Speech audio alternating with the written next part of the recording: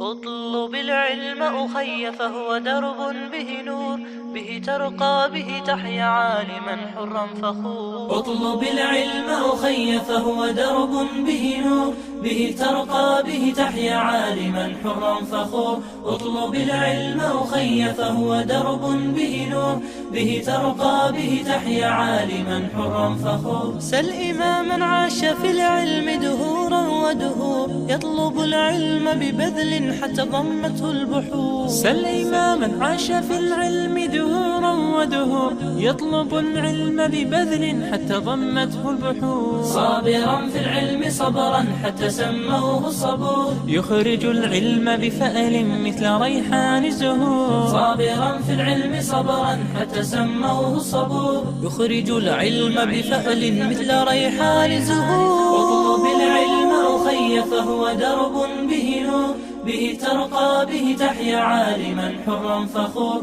اطلب العلم أخي فهو درب به نور، به ترقى به تحيا عالما حرا فخور. كن إذا سموك اسما لتكن مثل الحضور، كن رفيقا كن عظيما كن كما تلك الصقور. كن إذا سموك اسما لتكن مثل الحضور، كن رفيقا كن عظيما كن كما تلك الصقور. راقيا بالعلم نحو النجم مزدان شكور، رافضا كل التدني رافضا نفس الغرور. اطلب العلم أخي فهو درب به نور، به ترقى به تحيا عالما حرا فخور. اطلب العلم أخي فهو درب به نور، به ترقى به تحيا عالما حرا فخور. ابن مسعود فقيه عالم أحيا القفور، فإذا أعطاك رأيا كان سهما في النحور.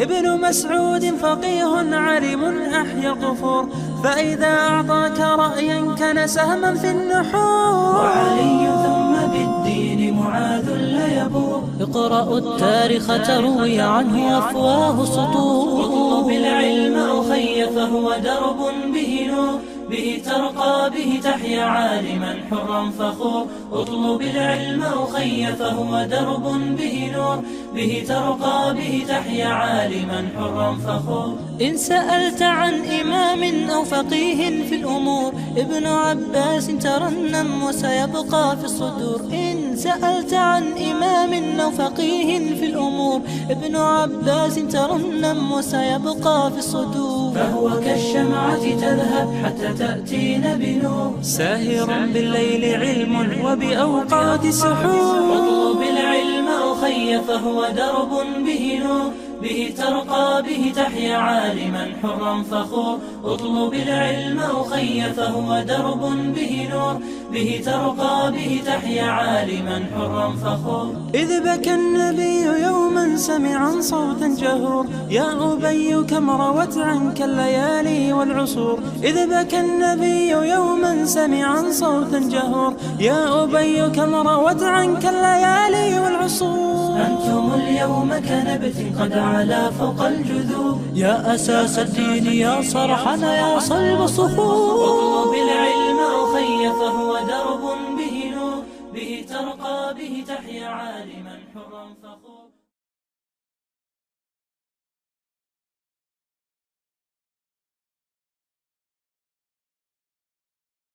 بسم الله الرحمن الرحيم.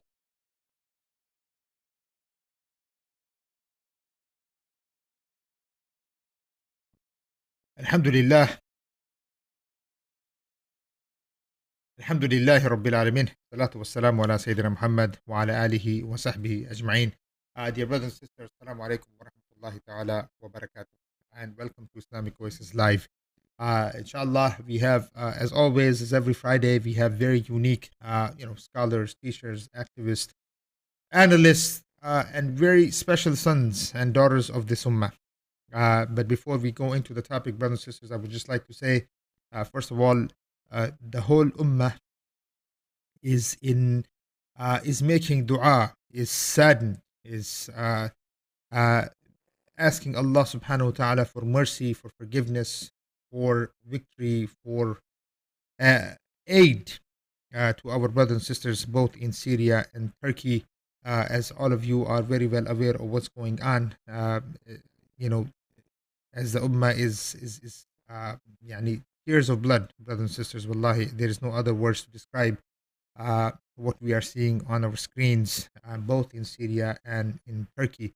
Although I do have to say that I think some have even tried to create borders, even in this misery that the Ummah is going through with this situation. Allah does what He wills, but brothers, don't forget what's happening in Syria and what's happening in Turkey. Both are our Muslim brothers and sisters. Both are suffering. Both are equal in the eyes of Allah subhanahu wa ta'ala. And this is one ummah. Its pain is one. And everything that it goes through is one. And now for today's show. Actually, it has a lot to do with what I just said. This ummah is one and it will always be one, bi'iznillahi ta'ala. We have Professor Shareef Muhammad, who he has taught history at George State University and Islamic Studies at Salman University. He has a master's in history at Kent State University with his thesis on the cultural jihad in antebellum South.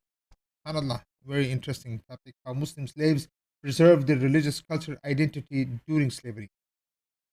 He has served as a consultant for After Malcolm Project, which is a digital archive of oral history about Islam in the Black America after Malcolm X was assassinated. Currently, he serves as Director of Research for the Black Dawah Network, which he co-founded with attorney Hakeem Muhammad to serve as community outreach network and think tank on issues of race and religion. Professor Shareef, welcome to Islamic Oasis. Thank you for having me. Assalamu alaikum. Alaikum assalam wa rahmatullah. Sheikhi, first of all, it's an honor to have you here. This is honored to be here. We kind of pride ourselves on bringing intellectuals of this ummah. So again, welcome, Professor. Professor, a question just to get things rolling. I never heard too much about Black Dawah Network. If you want to, I would really love to know who they are. What do they do? Who are the brothers and sisters? And what should we know about this network before we go into the book that I have right here and the topic, inshallah? Well, the Black Dawah Network was founded in around 2017. And it's a community outreach network and think tank.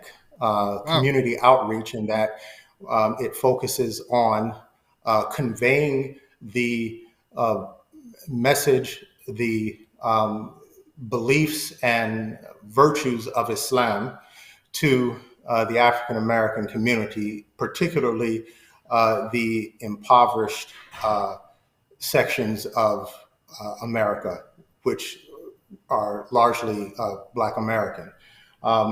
So, every year we have a Dawah initiative where, during the day, we have brothers and sisters hit the street, passing out copies of the autobiography of Malcolm X, talking to people about Islam.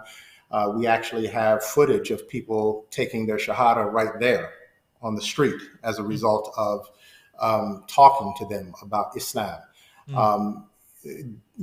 We are a direct line to our people in, the hood, as they call it. And it is also a think tank where we deal with the most salient issues regarding race and religion and how those two things converge, particularly as African Americans who are now sort of double minorities as African American Muslims who deal with the vicissitudes of race, but also, and racism, and also Islamophobia, and navigating being Muslim and being Black in a country that can be hostile to both.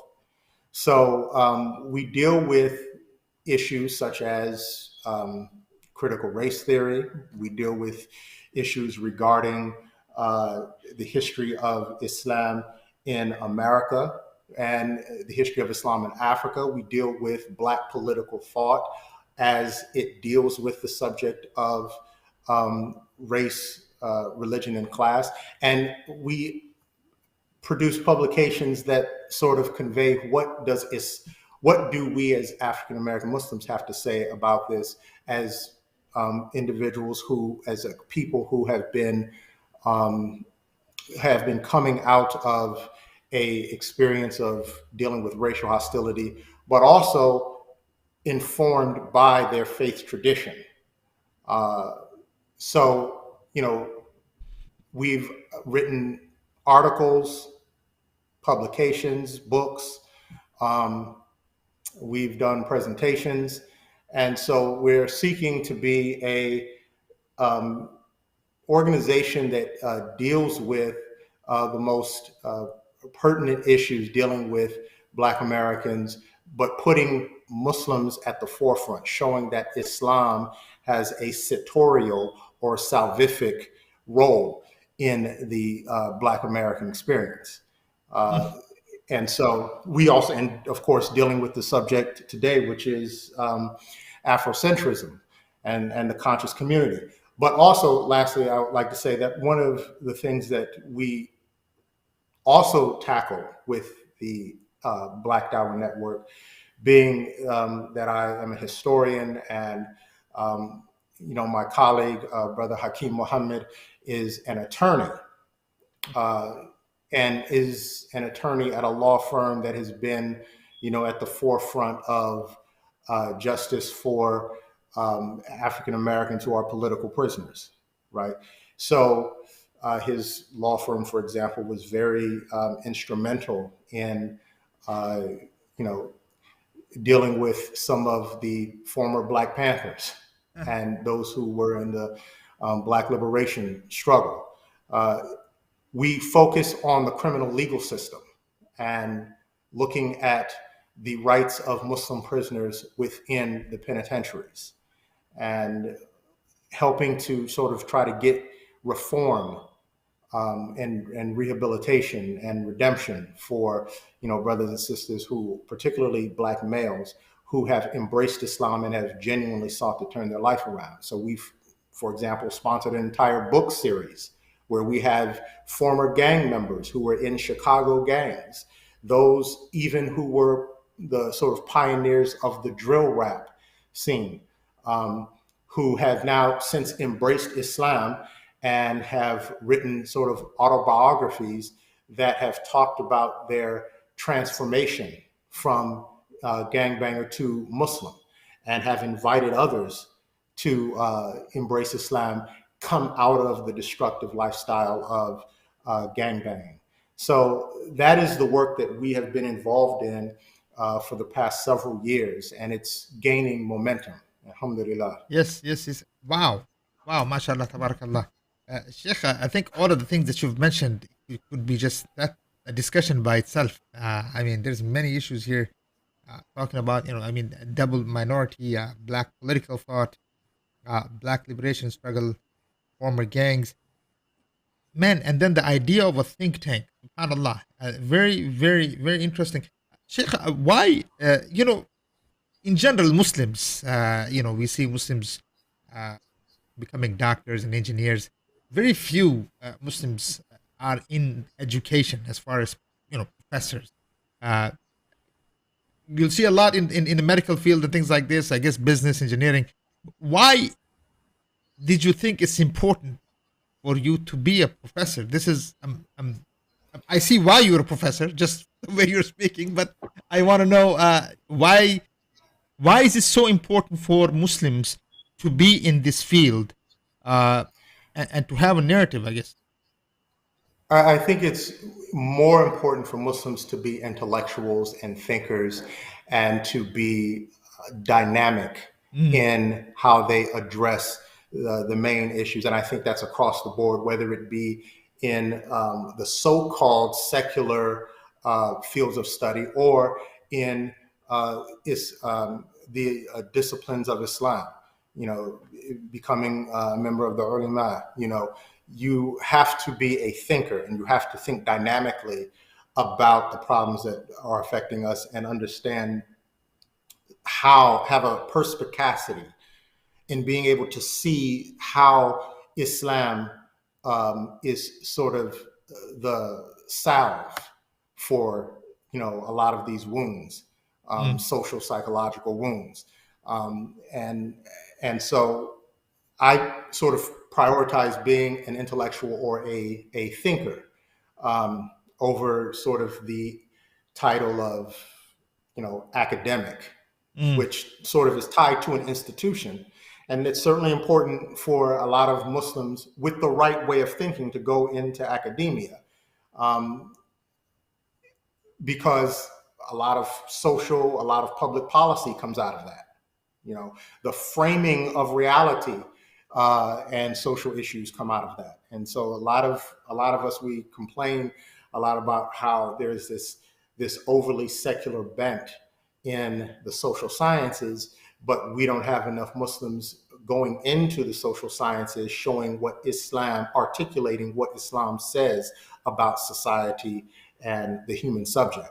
So that voice, that authentic Islamic voice, needs to be there.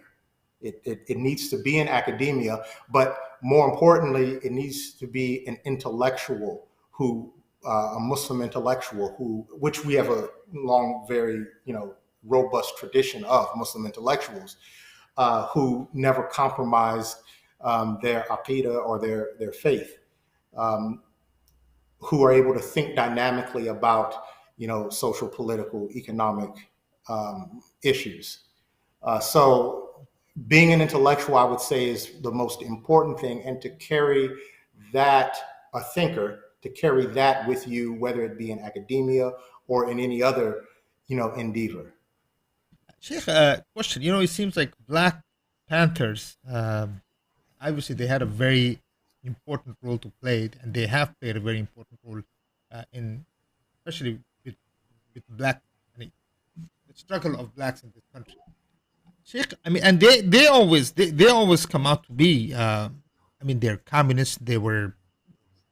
They are communist, and they obviously had to have some type of intellectual political thought to even put together something called the Panthers.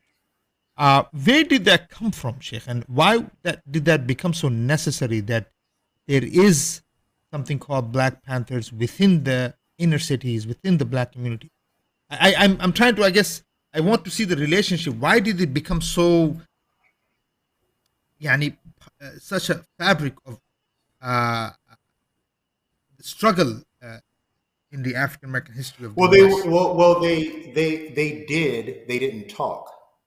They were the Black Panthers were young, often very much young men and women who were people of action. They didn't just talk. And yes, they did subscribe to socialism. Many of them even subscribed explicitly to communism. But it's important to understand that while they identified as socialist, communists, and Marxists, they were more concerned, and this is true of Black Marxists across the board, they were more concerned with liberation than they were theory. So many of them did inherit a lot of, say, the anti-religious biases of Marx and communist regimes during the time.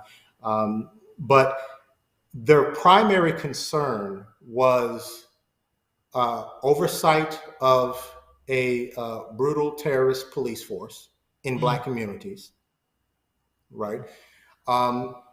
Which continues. Protection. Yes, but and being a sort of countervailing force to the extreme poverty within many parts of the Black community. So, of course, they're famous for the breakfast program, but they had many other initiatives. The thing about the Black Panther Party, which places it within the tradition of Black resistance and Black struggle, is that it was grassroots and organic. It was organic. Mm. So you have the black church, which was grassroots and organic, right? You have the black Muslims, who are grassroots and organic, and you have the black sort of socialist Marxists who are grassroots and organic, and all three of these were in the streets. While they may have disagreed with one another, they were in the streets working diligently and tirelessly to address some existential threat to Black existence, the existence of Black people in America. And that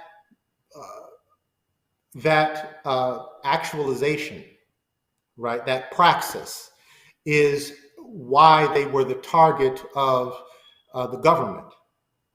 COINTELPRO. Yeah. So under and J. Edgar Hoover. So the Black Panther Party, it was respected because the Black community recognized them as coming from the Black community, being in the working in the Black community, and demonstrating tangible results as far as even if it were not on a macro or grand scale, people locally in the neighborhoods recognized them for what they were doing. And that is the same can be said, of course, with the Black church and the Black Muslims, or the African American Muslim community, or the Black Muslim tradition.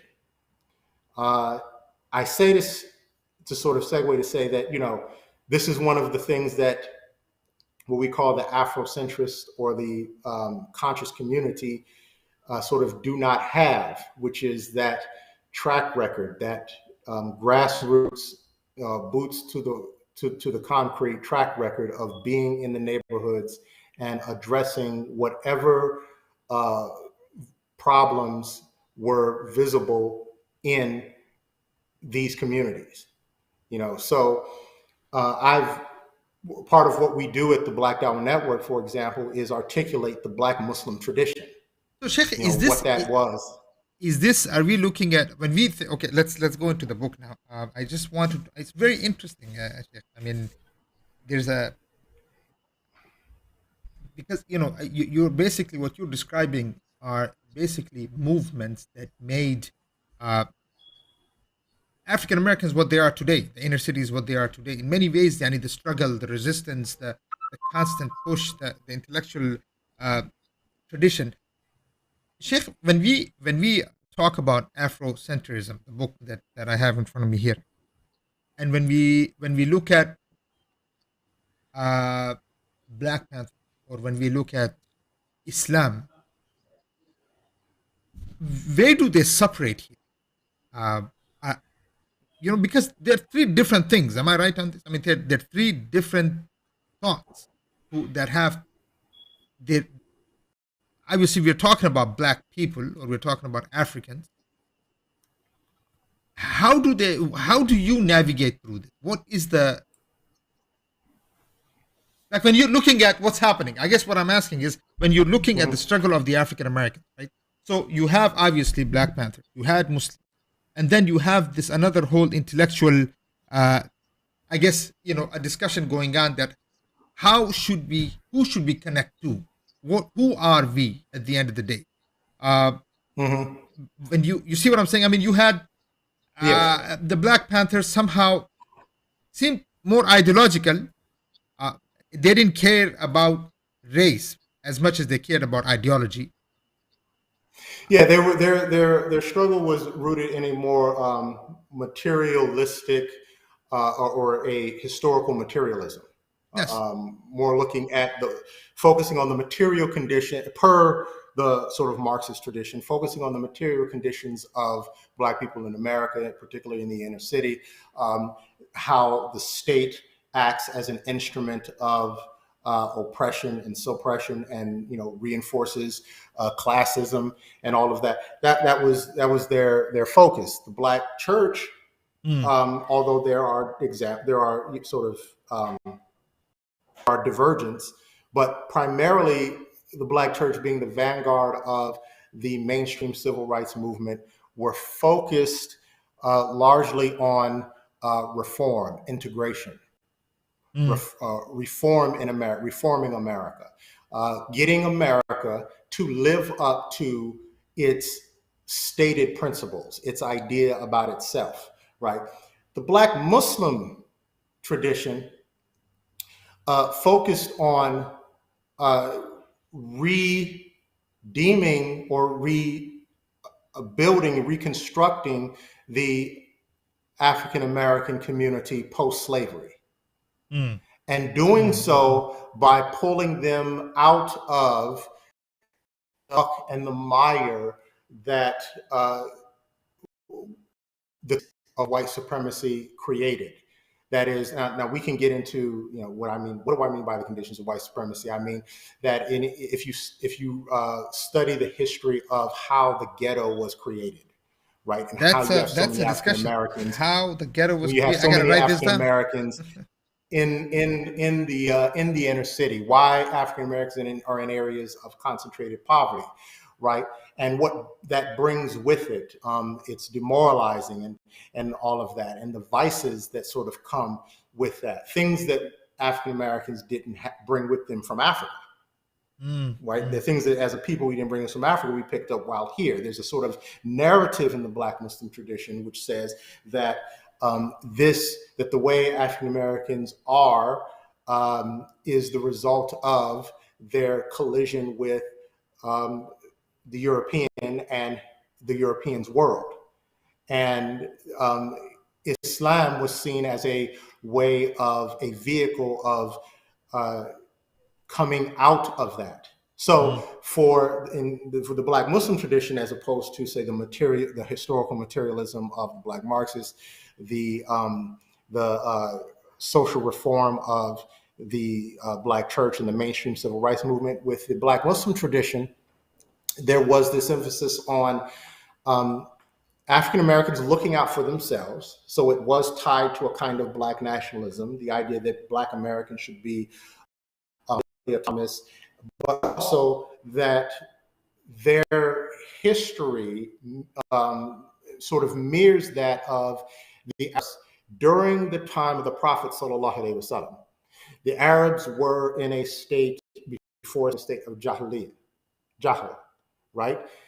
So, you know, the Black Muslim tradition looks at African Americans in the inner city and looks at some of the proclivities and says, well, this mirrors or resembles some of the things that the Arab used to do in their time of Jahiliyyah. So if Islam transformed the Arabs from a state of Jahil and made them, you know, put them on the world stage as leaders, Islam can do the same for the African American. Man, this is a revolutionary idea, akhi. If you think about it, if the African Americans, if they take this idea and they actually, if they actualize it, you're looking at a very serious, ideological challenge in the United States. I mean, am I right in that you're talking about basically lifting a whole people out of Jahiliyyah into leadership? Yes, that the vices that what is the response when you talk like this, Sheikh, in the African American communities? What do you unfortunately, the Muslims in general, the minority Muslims, people like us who do nothing and talk like this, we don't get this. I mean, this is the first time I'm listening to someone who actually said that, look, if you look at the seerah of the Prophet ﷺ, what happened, what did the Prophet ﷺ was able to do in Mecca, take the Jahil Arabs and to bring them into Nur, yani yukhrijuna min adh-dhulumati ila nur. We can do exactly that, and these are the conditions that fit exactly the time of the Prophet ﷺ in Mecca. Yeah, I mean, look at what did the Arabs like to do, for just as an example, as part of their pastime, recite poetry disrespecting another member's tribe, and then tribal warfare. Hip hop, poetry disrespecting another group, another neighborhood, and violence. When you look at the things that are talked about in the Hadith that sort of gripped the Arabs, this is the same things that gripped the African American community by design. By design, these are things that were promoted by external forces to sort of reinforce as a. Hold on, Sheikh, you're breaking.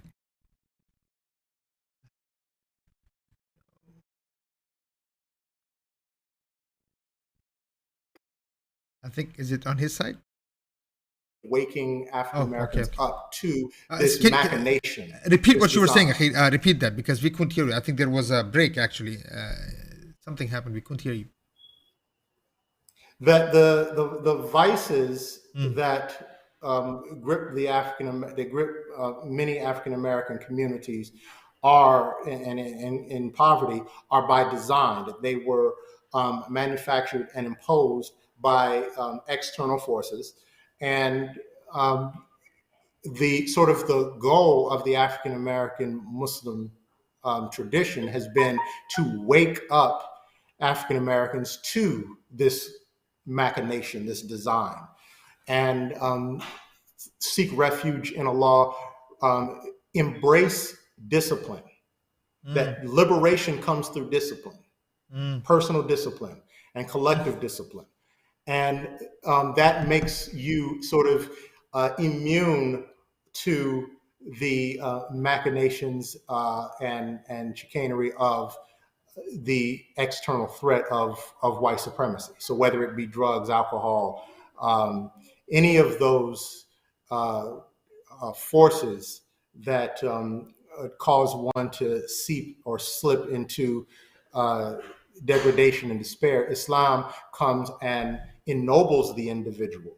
And so you ask, well, what is the response to this? Well, this is actually expected of African American Muslims within the Black community. They actually expect, when they see African American with a kufi on, to speak this way. You know, there's a famous Revolution by Design, I think it's Brother Amin's book. I don't know if you remember. What was that? Revolution by the Book. Revolution by the Book. Yeah. Man, you are by Imam Jamil. Yeah, Hafidullah, may Allah protect him. It's just So what does Imam Jamil talk about in Revolution by the Book? He talks about the revolutionary implications of al-fitra. Yeah. So when you return back to your natural state of righteousness, and you incline towards righteousness, you not only become impervious to the designs of the external threat, because the Black movements that you've mentioned, Black Panthers and others, they were targeted by the government using drugs and other things. So, you know, when you return back to your state of fitra, or that part of you which inclines towards righteousness, you transform your life. And as a result of transforming your life, you seek to transform your environment immediately around you. So that means your neighborhood. So when you look at the community that Imam Jamil headed, the community that I am proudly a part of here in the West End of Atlanta, the place used to be riddled with drug dealers and crime. And when the Muslims got finished with it, there was an older Black woman, an elderly Black woman, who said that she will only go outside of her house if she sees a Muslim present. Yeah, subhanAllah, yeah. No, I saw that. So this is the reputation of the African American Muslim during the time of Malcolm and following Malcolm's assassination. Yeah. So Sheikh, now, man, this is so Sheikh, the seerah to the African Americans. So when you discuss the seerah, how do you introduce the Prophet ﷺ? I know we're going away from the book, but I mean, the points that you are presenting, Sheikh, I mean, we've been in Dawah for such a long time. I mean, we've studied the seerah, we looked at the seerah, but I never thought that there are intellectual, African-American intellectuals who are able to take the seerah and actually relate it to the realities of their neighborhoods, their communities, and where they live. So Sheikh, when you introduce the Prophet ﷺ, how do you introduce him yani, is it a revolutionary? How do you do it? I want to know the method of the da'wah, I guess.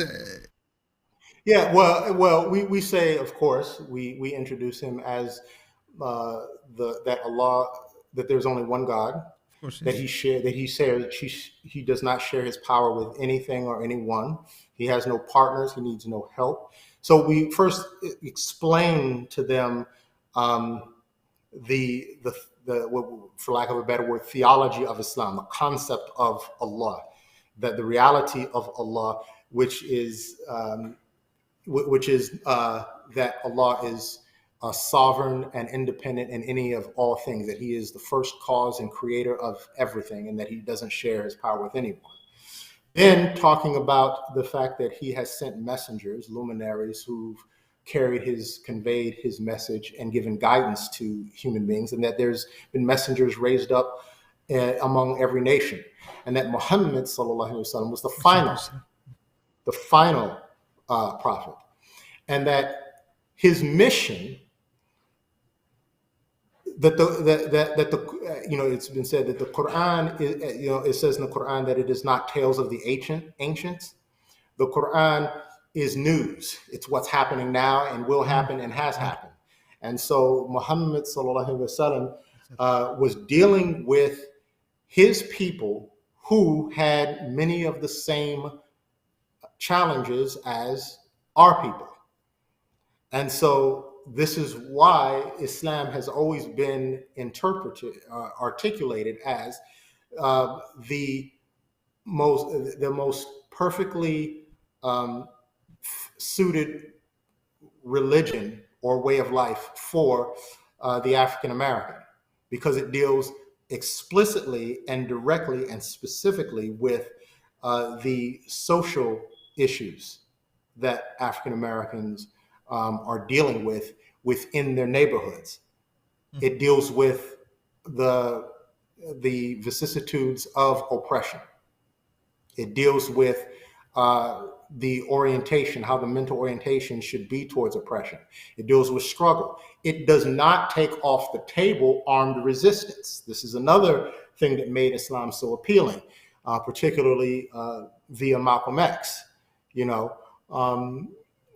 the famous statement by, in the speech of Al-Hajj Malik al-Shabazz, Malcolm X, who said that, our religion teaches us, talking about Islam, to be kind, to put a hand on me, I send you to the cemetery.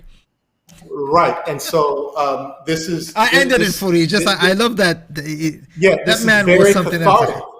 Else. Yes, this is very cathartic. This is very cathartic, especially when you see the brutality of the state exercising cruelty and violence towards African American protesters who were peaceful, right? So the Deen of Islam it's a pathway to Jannah, to heaven, but it is also a pathway to social liberation, to organizing the best society for dealing with an imperfect world, and a world that is, very much tragic. Sheikh, you seem very... have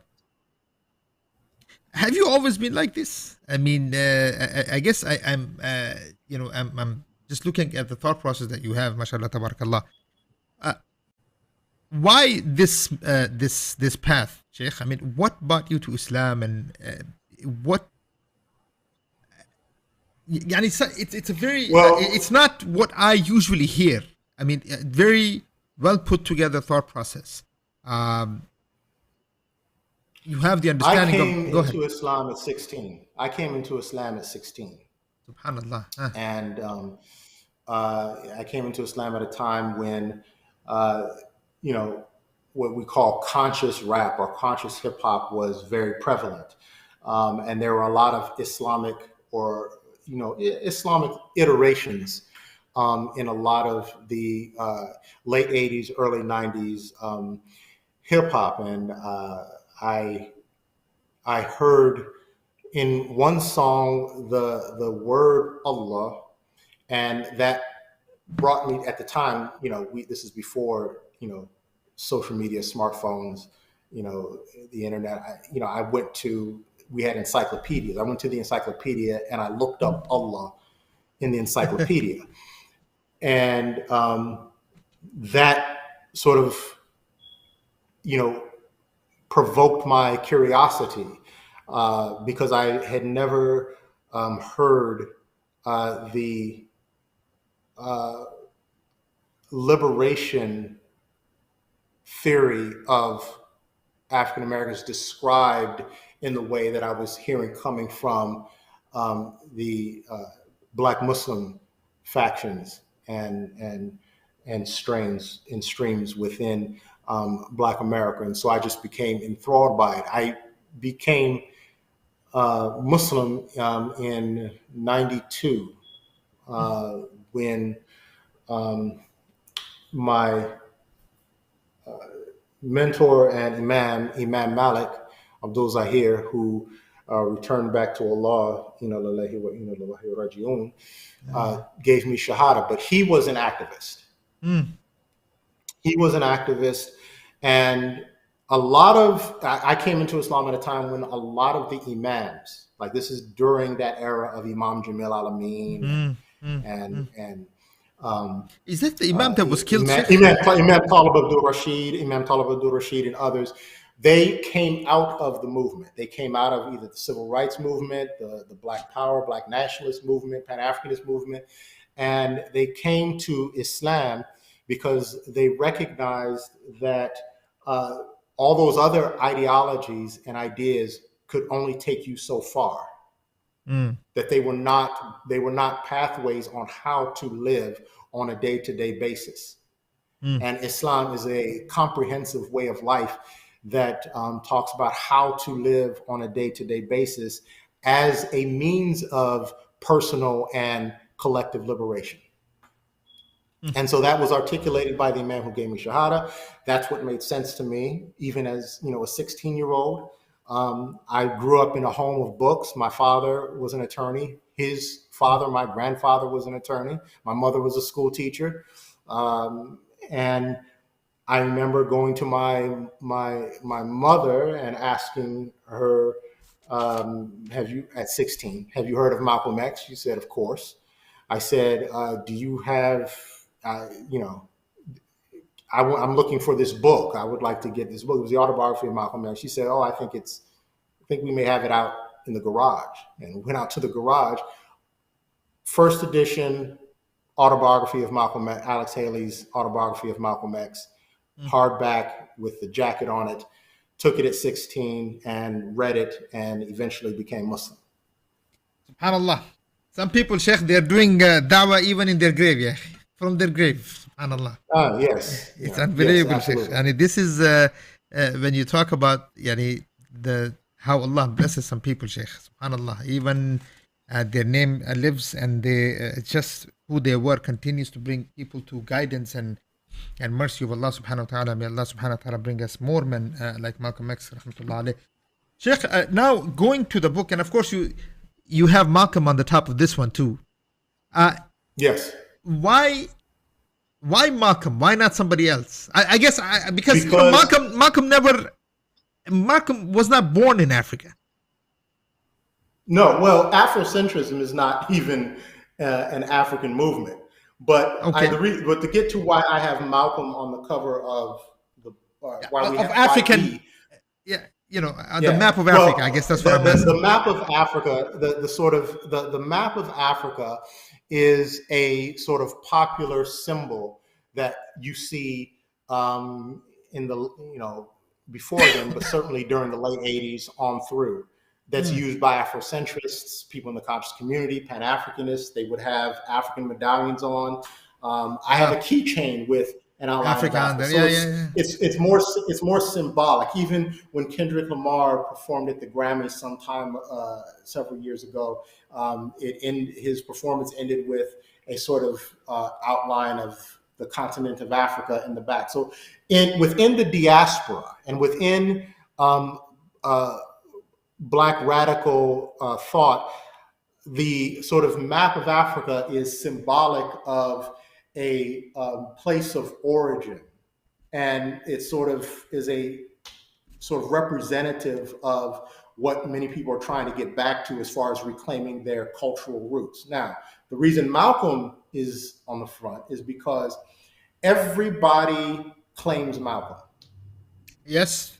Everybody wants to claim Malcolm, even those who are hostile to Islam and the idea of, they killed him and they still claim him. Spread of Islam. Yes, but Afrocentrists who are very hostile, Afrocentrists in the conscious community who have been very hostile towards Islam and the spread of Islam claim Malcolm.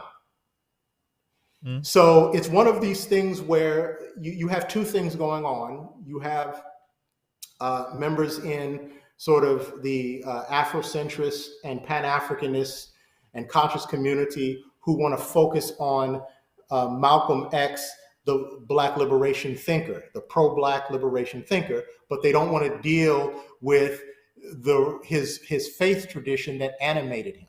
They don't want to deal with his Islam. Right, and then you have. But why is that, Sheikh? Did they not? Hold on, before you go further. I mean, Islam gave, unless they have a different thought process, but Islam gave Malcolm who he was. Yes. Then why? Which is the fact that they don't deal with. Is that because they? I mean, go into that. Why? Because Islam. I mean, do they not want power? Do they not want that kind of liberation? Do they not want a comprehensive ideology? Do they not see a limitation of their thought process? They have constructed and they have advanced and promoted and promulgated a narrative that says Islam destroyed Africa, which is utterly absurd. Yes. That is what I'm addressing in the book. Mm-hmm. They posit Islam as being every bit as a colonial imperialist force of the Arabs as Christianity was for the Europeans. And the irony is both of us are not Arab. Right.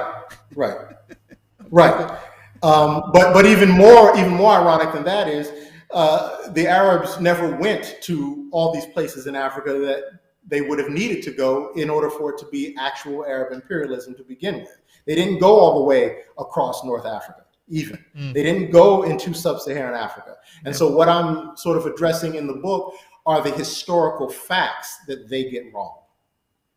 But they've created this narrative of anti-Islamic polemic about Islam being a destructive force in Africa. And they have, in order to promote that and sort of seize on to Malcolm's ideas and rhetoric, they have to sort of deny Malcolm's Islam. And by deny it, I mean just simply don't talk about it. So we put Malcolm on the cover of the book so that, when given this book to anyone who reads it, but certainly, we want Afrocentrists who harbor these ideas about Islam to read it, to understand that from the very onset, the most forward Black liberation thinkers have largely been Muslim, or at the very least influenced by Islam. You talked about, for example, the Black Panthers. The Black Panthers call themselves the Sons of Malcolm. Oh, wow. Well, I didn't know that.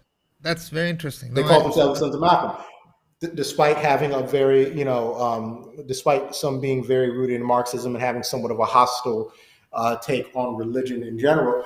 And, Afrocentrists, John Henrik Clarke was a personal friend of Malcolm's during his time. So was Dr. Ben Yakinen. So, Malcolm is important because he is this pivotal figure where all of these sort of disparate and even competing forces converge and coalesced.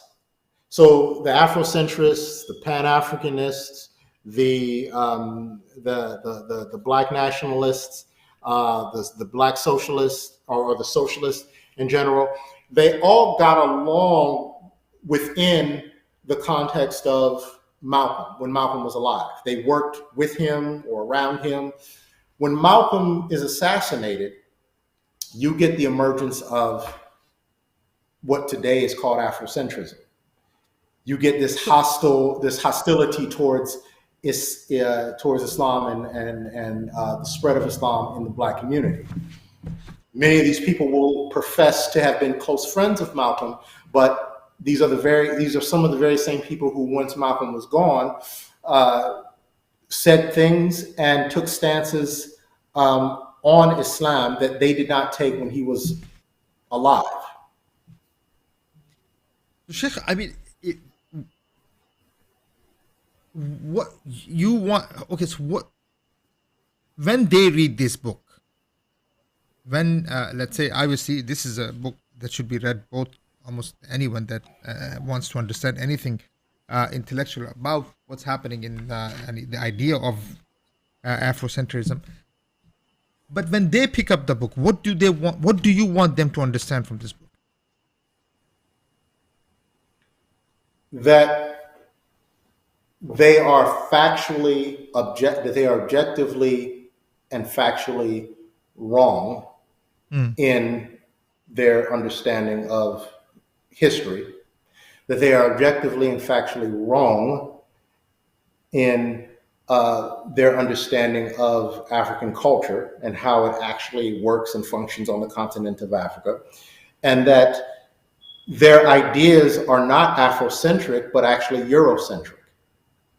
That they are rooted in a European concept and construction of Africa, of religion, of spirituality. So it is in many ways an irony of ironies that Afrocentrism and the conscious community, which is its sort of illegitimate offspring, the conscious community, and sort of the personalities that became popular and peaked at one point in several years ago, are in fact rooted in, Eurocentric projects of the 18th century on through to the 19th century. Is there a reason why you have, the chapters the way you have them? Is there, because you have, the epistemic problems of Afro. You're talking about any epistemology. Do they? Do you mean? I guess what I'm asking is that when we talk about epistemology, when we talk about study of knowledge, we say that look, knowledge means something when it's connected to something real. You understand it the way it is. So are you saying that? Are you telling them that look, you don't understand things the way they are? This is what I'm just looking at. Correct. Yes. But I'm also saying, arguing, saying in the book that it's not an actual discipline or field of study because it doesn't have a methodology, and it doesn't have a methodology because it's not real. It doesn't have a methodology for defining terms or vetting sources, the way in which history works. And listen, I know Afrocentrists personally who do not fit this critique. Okay, that's interesting. But by and large, Afrocentrists, most Afrocentrists, those who profess Afrocentrism, and it's the reason why one scholar said that, critic said that Afrocentrism, the term Afrocentrism doesn't sit still long enough to critique it. Meaning it doesn't meaning have enough history. that what doesn't have enough history, and it doesn't have a true, it doesn't have a core methodology and doctrine by which we could say this is Afrocentrism and this is how it has worked out problems within the area of history and scholarship. So this all goes back to sort of the origin of Afrocentrism. So, right, when we talk about the origin of Afrocentrism, Afrocentrism, well, it's a worldview that centers the Black experience on the history and supposed culture of Africa. Thing is, it was created outside of Africa. It was created outside of Africa. That's the that's the contradiction. I mean, you're trying to create something that is not African, but claiming it to be African. Right. So it's making assertions about Africa that are not. But people who are making these assertions are people who do not have a lived experience in Africa. So that's what it is. It's a worldview. It has its origins in the early 1900s with scholars like J.A. Rogers, Carter G. Woodson, W.B. Du Bois. There's a connection being made to African American identity and ancient Egypt, which has become sort of the central focus of today's Afrocentrists.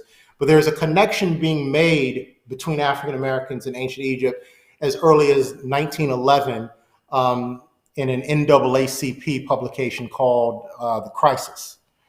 The term Afrocentrism first appears in 1962 in like what's called I think the name of it is Encyclopedia Africana, right? And the term Afrocentricity dates back to the 70s when Afrocentrists or when Afrocentrism starts to sort of emerge as a distinct historiography, right? It was during this time, late 70s, early 80s, that the term and its core ideas are formed and popularized by scholars like Cheikh Anta Diop, who is Senegalese.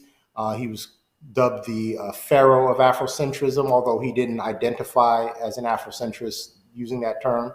Then later it becomes widespread due to Chancellor Williams and his book, The Destruction of Black Civilization, which was published in 1971, which was overtly, viscerally anti-Islamic, anti-Muslim. Both of these were key figures in Afrocentrism.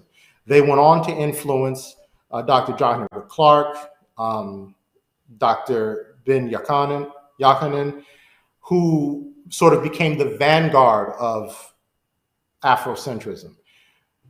However, the man who is responsible for making Afrocentrism an academic enterprise was Malifa Asante, who established the first doctoral program in African American studies at Temple University in 1988. And his central, what he articulates as the central precepts of Afrocentrism sort of became the foundation for a lot of the anti-Muslim rhetoric within Afrocentrism. So that's sort of a topology of Afrocentrism.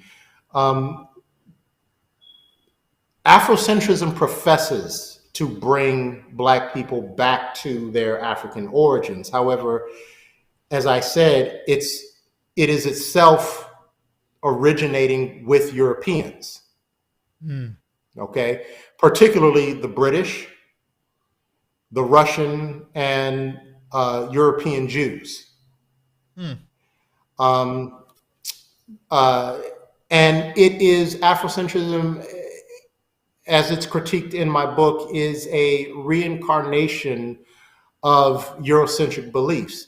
In particular, its framing of Islam as an anti-African religion that violently conquered and enslaved Africans and forced them to accept Islam. That is rooted in the Orientalist project of the 18th century. In fact, before the Kenyan anthropologist and academic Ali Mazrui coined the term Black Orientalist to describe them in 2000, to identify this anti-Muslim phenomenon within Black intellectual circles, scholars like W.B. Du Bois and Walter Rodney voiced their suspicion that there were political and not intellectual or scholarly motives behind the fixation with the Arab slave trade. Sheikh Anta Diop even addressed the myth of Arab colonization of Black Africa or the Sub-Sahara. So the book sort of carries that even further and looks into how Afrocentrism was developed and draws the parallels between the Afrocentrist attacks on African American Muslims and Islam in the Black community in Africa, and sort of the Orientalist project and what they did in India in sort of pitting Hindus against Muslims by portraying Islam as somehow foreign to India. Afrocentrists have done much the same thing. It's almost like they used the East India Company and the British colonial force as a kind of template for this.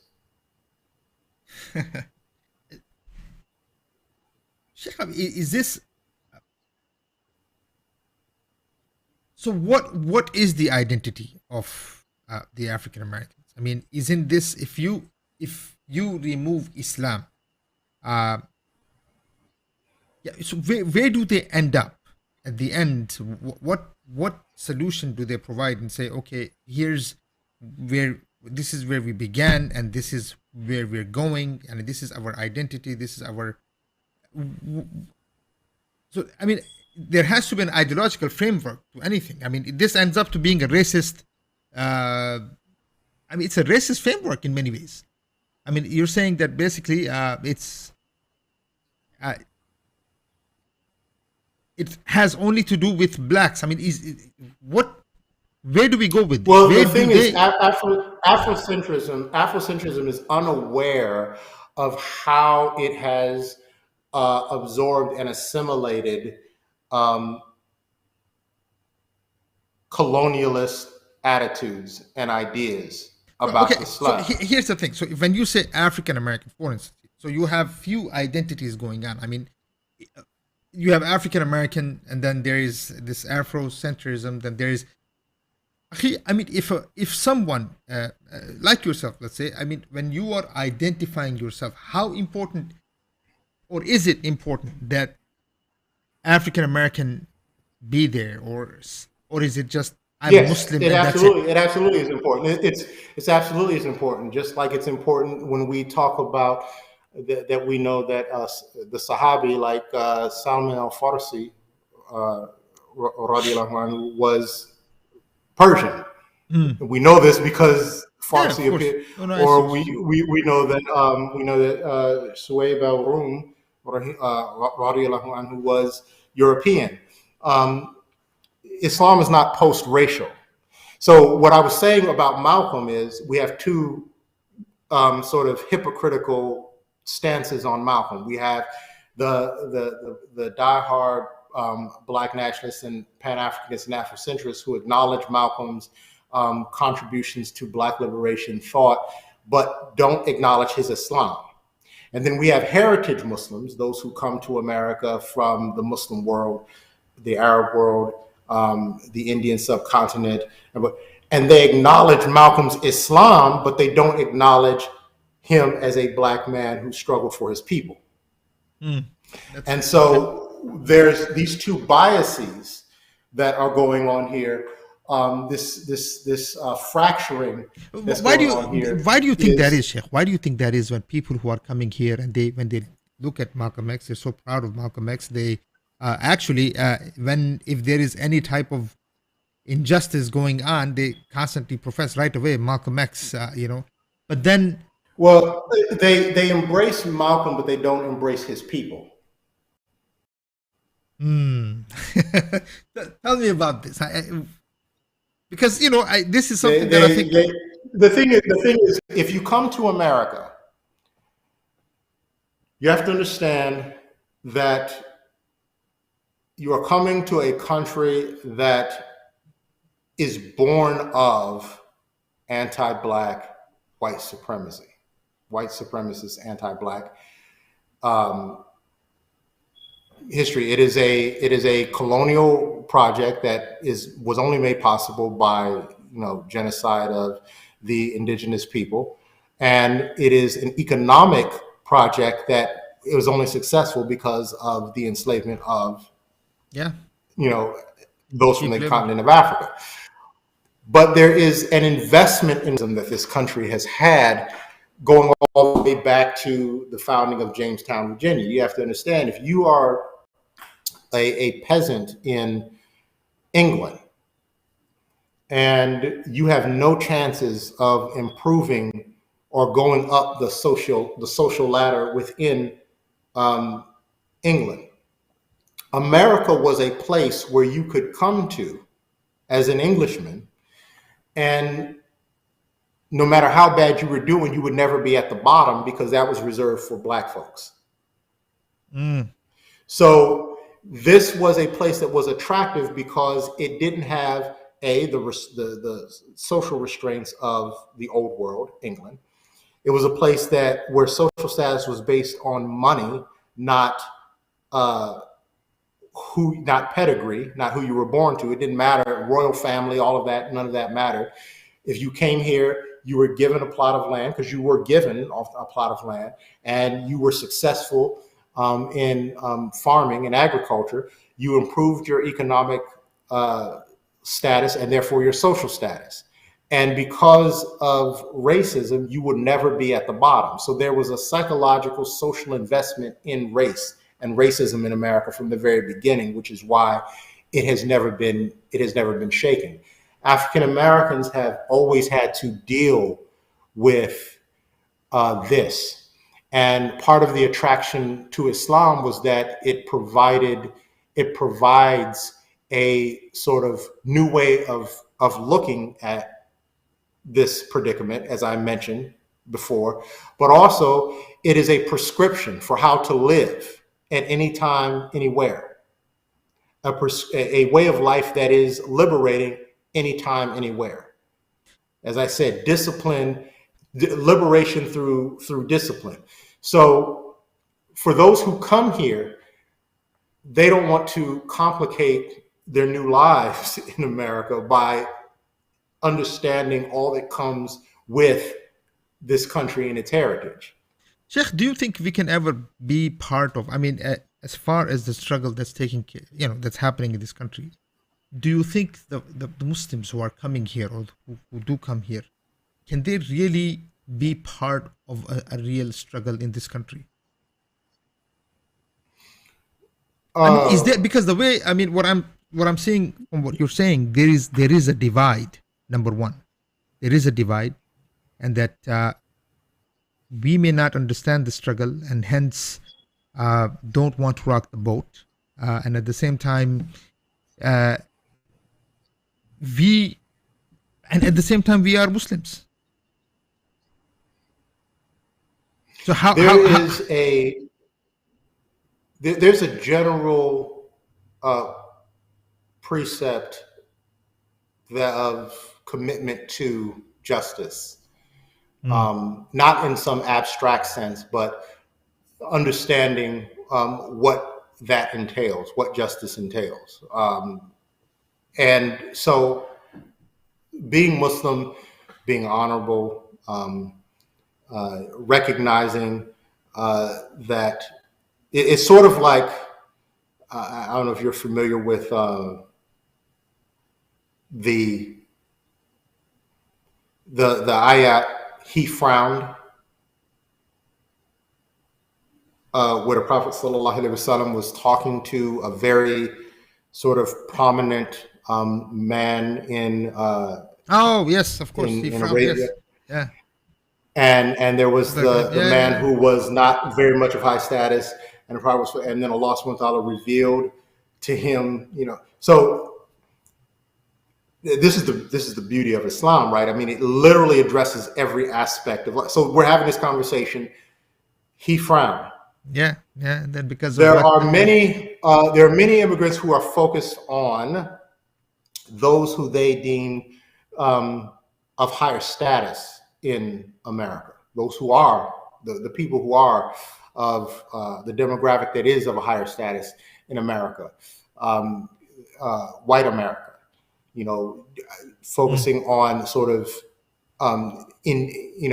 explaining Islam to white America, trying to convince them that it's not a religion of terrorism, and degrading meantime, Islam. Let's put it this way: degrading Islam, humiliating Islam, and the people who are shown the most integrate in every interest. possible way, and those who are, yes, very good point, Sheikh. Jazakallah khair. I appreciate that actually. Yeah.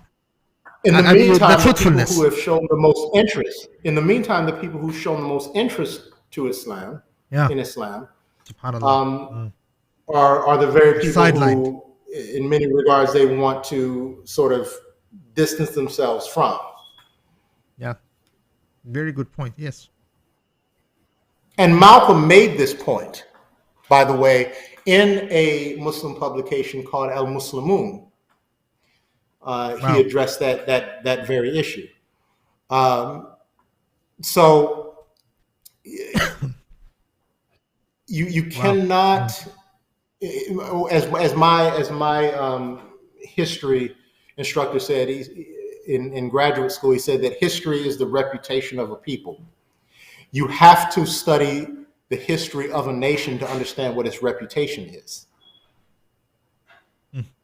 Yeah. To know what you're dealing with. Yeah. I mean, how else are you going to understand the reality? You won't be able to even you won't be able to do look Surah Fiqh, you won't be able to form an opinion without understanding the reality the way it is. No, I do. I actually appreciate that. But Sheikh, how dangerous is that? Let me look. And the reason I'm asking you is this: if you look at what happened to the Muslims in Europe, no matter how much, I guess, especially in Bosnia, let's say, what happened in many different places. I mean, I guess what happened to even Jews in Germany, right?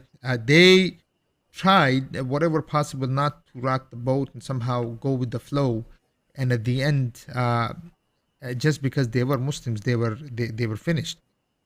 Okay, how important it is, and at the same time, how dangerous is it that if what you just described continues and a divide widens rather than decrease the divide and bring the Muslims together as Muslims rather than what you have described? How dangerous is that for us and Muslims in general? Well, coming out of sort of a Al-Hajj Malik al-Shabazz school of thought, I have two fronts that I try to operate on. There's the international, UMMAH front, the sort of the pan-Muslim, pan-African front, where, of course, as a Muslim, I'm situated within an international community of brothers and sisters of every race, nationality, ethnicity, and language. And as an African American, I focus on what is going on with my people because, as Allah commands us, struggle where you are at. I struggle where I am at. But like Malcolm and others, we see similarities across the board because The thing is, white supremacy is globalized, right? They have the police forces in America training with the IDF. Yeah, of course. You know, Yeah. so you know, it's so you see the globalization, that how America acts within its borders. You see this being exported to other nations, and so this is why, you know, Al-Hajj Malik al-Shabazz, before he left, he formed two organizations. There was, of course, the Organization of African American Unity, but there was also the first organization, which is Muslim Mosque Inc. Incorporated. Yes, I had. which was the moral framework for the Black struggle, both here and abroad, and connected the African American struggle to struggles abroad. But this book, Afrocentrism, this is more of an in-house focus, where I'm looking specifically at what's been going on within the Black American community with this constant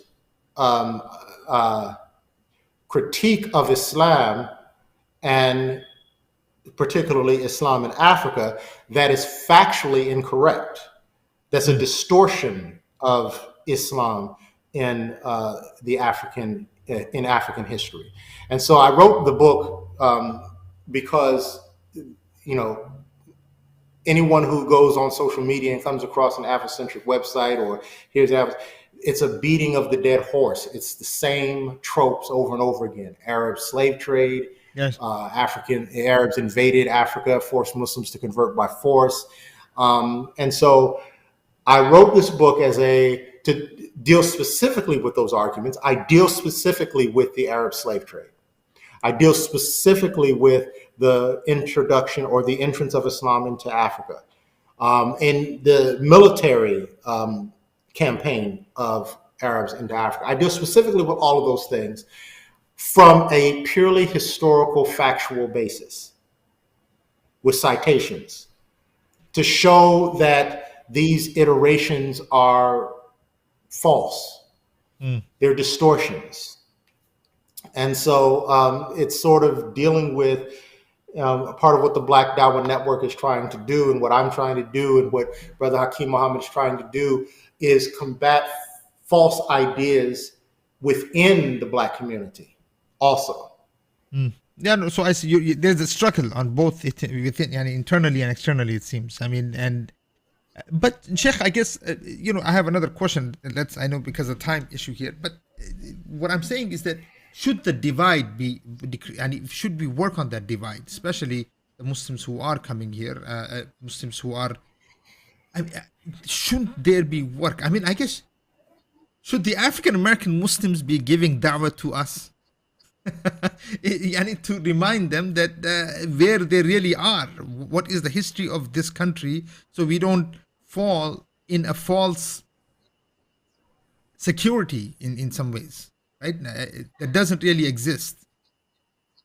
You're seeing a reality, you understand the reality, and we're... You can't force brotherhood. You can't force brotherhood. You can make it.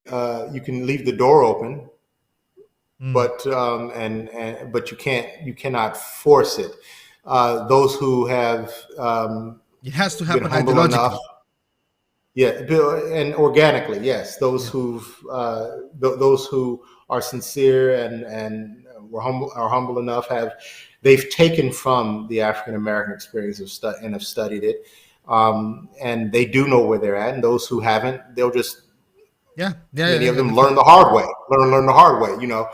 Allah says that He made you into different tribes and nations so that you can learn from one another. I study history as a world historian. I study history of Pakistan. I study the history of Eastern Europe. I study the history of the Tartars. I studied it and I study these histories from the historians of those people, to hear the native voice. Yeah. Right? Because that's also very important. Of course. Sheikh, last question. Arabic language, it's not about ethnicity. It is a language, and of course, people relate themselves to that because they speak Arabic, so then hence became Arab. How do the Afrocentrists, how do they uh, deal with this? I mean, are they looking at the Arabs as a race and they're saying, okay, this is why we don't want to deal with them, or is it Arabic? Yes, It's a language, but they're looking at they're Egyptians. looking at Arabs as a they're looking at Arabs as a race, and they're saying that Islam is Arab nationalism, is a vehicle for Arab nationalism. Mm. And so in the book, I respond to that That's why you're saying, by, yeah, factually, it is completely. Yeah, go ahead, go ahead. so in the book, I respond to that by pointing out that, first of all, if Islam were an Arab Arab religion. nationalist, Yeah. yes, if it was an Arab religion, why did the Arabs fight against it? Yeah, no, mashallah, jazakallah khair. Sah. So there's that, right? I mean, the wars that Muhammad sallallahu alaihi wasallam fought were against Arabs. Not only that, but Islam was accepted in Africa before it was accepted on the Arabian Peninsula. Yes, of course. The first people to aid Islam. So there's that. Yeah. There's that. The first masjid was in the Horn of Africa, called the Masjid al-Qiblatain, the Masjid of two Qiblets. It was established before the revelation came down to start praying towards the Kaaba as the Qibla, when Muslims were still praying towards Jerusalem. So it's called the Masjid of two Qiblets. That's in the Horn of Africa, right? Yeah, Somalia. And so, and lastly, my last point that I make to them is, in the Hadith, it says that the person who struggles with the Arabic, the recitation, receives more blessings than the native speaker who speaks it fluently with ease. Mm. So these are not nationalist iterations. Yeah. This is the opposite of nationalism. And I say, compare what I just gave you, this is in the book, compare to what I just said to any nationalist movement and see if you find any iteration or assertion or statement even remotely similar. This is not the way nationalists of your familiarity, the garden variety nationalist, speaks. Dr. Ben made the statement once that religion is the deification of one's culture. Mm. And that is a statement that I address in the book, pointing out that not only is Islam not the deification of Arab culture, but it took Arab culture to task more harshly than anything else, because Islam was revealed in the Arabian Peninsula and the Arabs remonstrated against it precisely because it was so contrary to the Arab culture at the time. Yeah, of course. I mean, they fought it tooth and nail. I mean, they killed each other. They killed their own family members. SubhanAllah. Islam is not. So how Islam is a filter. Mm. It's a filter for culture. You know how you take filter that you put on water and you turn on the faucet and what comes out is the water minus the impurities.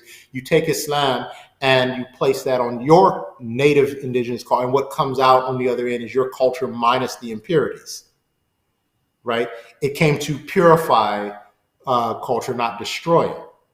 And so when they say that Islam is Arab nationalism and Arab culture, this is at odds with history. SubhanAllah. Sheikh, then how do we help? I want to end with this. I want, because you have written a couple of books. This is not the only book. Amazing books. Inshallah, we'll have to bring you back to discuss those books too. Please address those who are listening, the role of the Muslims in this country, being indigenous Muslim, being from here, that what is it that the Muslims must understand if we are going to survive as Muslims here? Study learn the history of America, not the brochure advertisement. American Dream, streets paved with gold. Understand that how this country became a world economic power. How it became a world economic power, the role of African Americans in it becoming a world economic power, and how the government, along with the private corporate sector, collaborated in sort of ensuring that African Americans remained a sort of permanent underclass. So if you believe in neo-colonialism, if you can believe in neo-colonialism, that is, even though you're not physically, colonialism doesn't literally take place where you're militarily occupied by the countries that used to colonize your land, but there are policies that keep your country impoverished. Understand the exact same thing has happened after the Emancipation Proclamation ended slavery, that there are policies in place that kept the African American in sort of economic impoverishment that they've had to fight against. African Americans created, very thriving communities that were destroyed, literally burned to the ground. Yeah, the Black Wall Street, for instance, and Black Wall Street, and others. Others that would have been sort of hubs. Yeah, but that would have been hubs of, economic development and empowerment that were destroyed, and they were never recompensed. Subhanallah. So much to learn and so much more to cover, inshallah, bi'iznillahi ta'ala. How many books have you written, Sheikh? Just so the audience know here. I mean, this is one of the many books you've written. Of course, Afrocentrism, a Black Muslim critique. My first book was an invitation to Islam for Black Marxists. Yes, I saw that. I'm about to start reading that one. And the other is yes, I co-authored with Hakeem Muhammad, the Muslim Guide to Understanding Structural Racism, which is a compendium of data, peer-reviewed sociological data on systemic racism in America. So, subhanallah, brothers and sisters, this is the book. We're going to put it up here just so somebody can, maybe if somebody's looking into it, and we'll put the link where you can purchase the book. It's very important, brothers and sisters, as the professor mentioned, that look, if you're going to,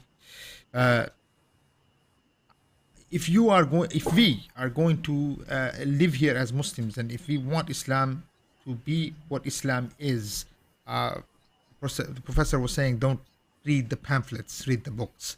So that's a very important point, Sheikh. Jazakallah khair. Wallah, Jazakallah khair for this important, this is a very important conversation, Sheikh. It's not just important to understand Afrocentrism, but I think it's also very important for the minorities or the Muslims who are coming here to understand this. So they understand the struggle the way it is if we are going to work for the deen of Allah subhanahu wa ta'ala in this country. So Sheikh, Allah Jazakallah khair for your time, Professor, inshallah.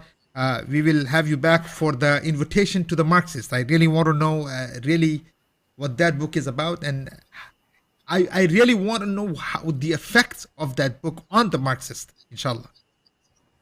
Thank you for your time, Sheikh. And brothers and sisters, for brothers and sisters, Jazakallah khair for being here. This is, again, I'm going to put this book up here. The book that must be read, inshallah Rabbul Alameen. These are, subhanallah, gems in our community, intellectuals, thinkers, Muslims, indigenous Muslims from this country, this land, subhanallah, who are the people who are really carrying the deen. We will be able to help them, but we won't be able to carry Islam the way they carry, because they understand things the way they are. So with that, inshallah, Jazakallah khair for your time, brothers and sisters. I know it took already an hour and a half, but it is a very interesting conversation. Share it and make sure that you read the book. Jazakumullah khair. Assalamu alaikum wa rahmatullahi ta'ala wa barakatuh. Wa alaikum salam. Brother, stay on the line. Stay on the line. لا لن يطول الظلام ديننا لن يضام، نحن جيل الهمام، نحن فينا عمر، لا لا لا لن يطول الظلام، ديننا لن يضام، نحن جيل الهمام، نحن فينا عمر. صبح بدا نور ظهر، نجم وشمس وقمر، ألقى على الدنيا الدرر، هذا عمر هذا عمر. كل البرايا تنتظر أيامه البيض الغرر، كي تستفيد من العبر، هذا عمر هذا عمر.